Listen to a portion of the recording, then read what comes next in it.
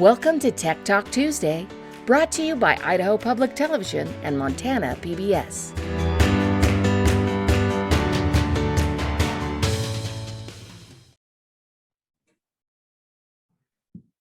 Hi, everybody. Welcome to another episode of Tech Talk Tuesday. I'm Nikki Vredenberg from Montana PBS, and with me, as always, is Carrie Wardle from Idaho Public Television. This month, we've been talking about trauma-informed teaching practices and social-emotional learning supports that can support kids who have experienced trauma. Last segment, we heard from Katie Mason, who talked about some strategies we can use in elementary classrooms to support students as they're working through things. And this segment, we're going to check in with Sarah Dahl, who's a tech integration specialist from Montana. And she's going to share some strategies and some lessons from the secondary space and how her work with older students was impacted through thinking about trauma-informed instruction and social and emotional learning. So Sarah, take it away. Tell us what you can share with teachers out there about these topics. Yeah, so a little background. Before I was a tech integration specialist, I was a English teacher for about 14 years. And as a high school English teacher, you have a lot of opportunities to kind of engage in, students' social emotional situations because we're reading about people and we're learning about people. That's not just English. We have a lot of opportunities in different subject matters at the upper grades to do that. And so I really will probably just talk about two lessons that I did to engage students in some reflection and to engage them in kind of a process of how we deal with that reflection. And then one of the other lessons that I'll talk a little bit about is just an opportunity that students had to interview individuals that come from a different perspective and how important it is for students to work through empathy or to gain skills in empathy by talking to individuals with different perspectives. So the first activity that I do or that I did, and I have a lot of opportunities in which students can do reflection in English, but I think they can do reflection in a lot of different ways in a lot of different subjects when they're reflecting on things that they're working on in class, whether that's a math problem that they're frustrated with, or it is, an art project that they just completed that they're really proud of. Being able to reflect on how they feel emotionally in regards to those things is really important. One of the books that I taught was The Book Thief with my freshmen, and we would engage in an activity that was called My Struggle Book. And anybody that's read The Book Thief has a little bit more context with this, but one of the characters takes a book and writes his own version of his own struggle. And I would have students do that, where they would take a book and we would use the pages in it and they would paint over it and they would start a story on something that they've struggled with their whole life. And they would do it kind of in a picture book type setting where they would do a very simplified story of their struggle, but draw pictures or use symbols or something like that with it to reflect on what that struggle was.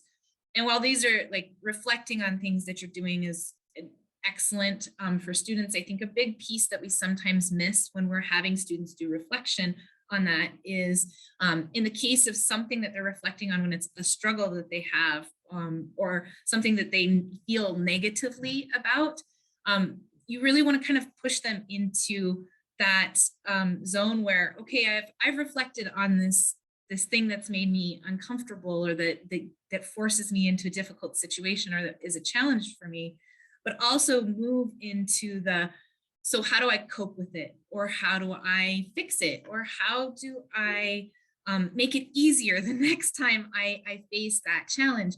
And that's a piece that we don't always do. And we want to, because while we want to acknowledge the emotions that we have, we also want to use what we've done in that reflection, with that understanding that we've gained by doing that reflection, to try to help us in the future, or to try to cope with the situation that we're dealing with. And so that's one of the things that I would say, if you're working with students and you're having them do reflection on some of the ways that they're feeling in situations where they're feeling negatively, really try and push them into, what have I learned from this, and how do I use this to do, something different next time, or better next time, or, whatever it is that the challenge kind of is. And that's kind of, I guess, how I would look at, student reflection. And I think this can happen, like I said, in any grade level and any subject matter. It's just making sure you have that kind of in piece. And then, so another thing that I also would do in my class to really work with students in regards to empathy is having them in sympathy. They're very different, although we often confuse them a little bit. But in terms of empathy, I liked to have students interview other individuals, and one of the times in which I felt like we had some of the best movement in how a student was feeling towards another student was in my contemporary American Lit class. We worked with war literature, and so the students would read books about Vietnam, or a book about the Afghan-Iraq war. And so I invited our local vets into the classroom, and I worked actually with the VFW, and somebody helped me organize it. And I would say that anybody can do this, whether you're history, or you're working with sociology, or you're working with English, or there are a variety of ways you can do this. But I worked with the local VFW, and they helped me organize getting some vets. And we had vets coming in from Korea to a recent war.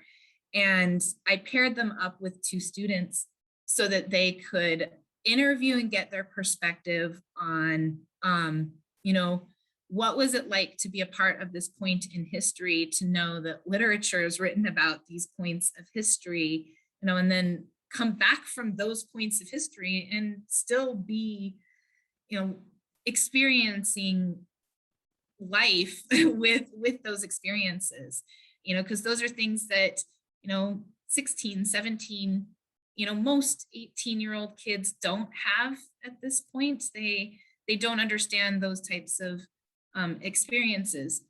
But in order to do that, I had to prep them. I had to explain to them what it is like to interview somebody else with an experience that you don't have, with a perspective that you don't have. And how do we, treat this individual with respect, while also trying to understand and better understand their story as they tell it.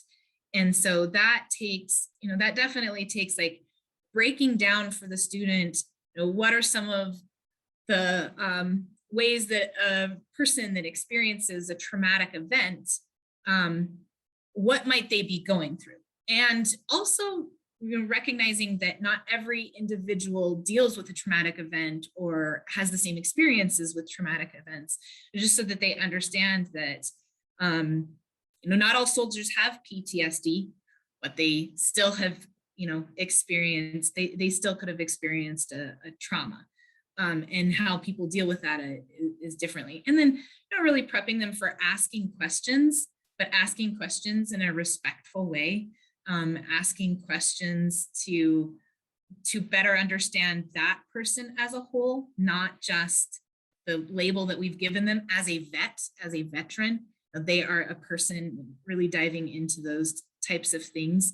And then they would come into those interviews and they'd be able to ask follow-up questions and things like that, but they'd also get to know the person. And it was a really heartwarming experience. Both for the kids, because they're like, wow, we learned these really interesting things, or and they would share with each other who they talked to and what they were about, and what their impressions of them were, which were really great. But also it was really heartwarming to see the vets talk with the kids and really get into talking with the kids, corner them a little bit for some time, and watch the student kind of be like, I think this is supposed to be over, but how do they work through those types of things? but then the vets would, I did this for 3-4 years in a row, and every year it was exactly the same.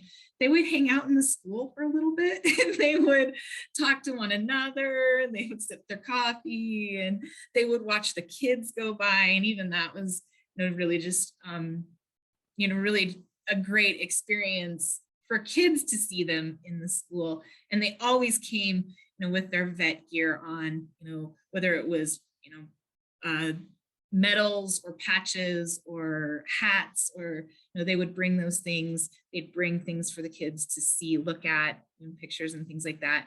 And that was something that was emotional for them, but it also kind of helped the kids experience some of their emotions through what they'd read. And that was a really great project that I really enjoyed doing with the kids. And I don't think it matters. It doesn't just have to be vets. I think that whenever we interview people with different experiences from ourselves, we're tackling a different and tackling these different topics and projects. We're engaging the students in something that they don't know. And when it comes to the emotional part of that, whatever the topic may be, it could have, we have to understand that our students could have an emotional reaction to it. Just knowing that, because that was, those were pieces that as I did both of those projects, I had to consider ahead of time. And you want to make sure that if you're doing projects where you're going to be engaging students in an emotional side of themselves, that you know your students. I would definitely say that's one thing that's really important about engaging in those types of projects is, I would never jump into those projects at the beginning of the year. Those are projects that I would do, in the middle or towards the end of the year when I knew my students. So if I knew that something could result, something could come up in the student, I'd be able to be a little bit preemptive with that and touch base with the student ahead of time and say, hey, this is a project that's coming up. I know that this could spark something. Could we talk about how we can handle this project and do some of those have some of those conversations prior, because I knew that student. I had watched that student reflect on things for for a good portion of the year, a good portion of the semester before I implemented those types of projects.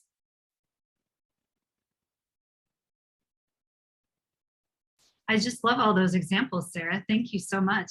I think I always love when we bring the community into the school and we give kids outside experiences with the world beyond the classroom, beyond the walls. And I think this virtual world has provided us for more opportunities to do things like that, because now we can reach people with Zoom too, if we don't have access to people locally. So thank you so much for sharing your stories and for sharing these great ideas. And we appreciate anyone who's watching Tech Talk Tuesday, and stay tuned for more episodes coming later this month. Thanks, everybody.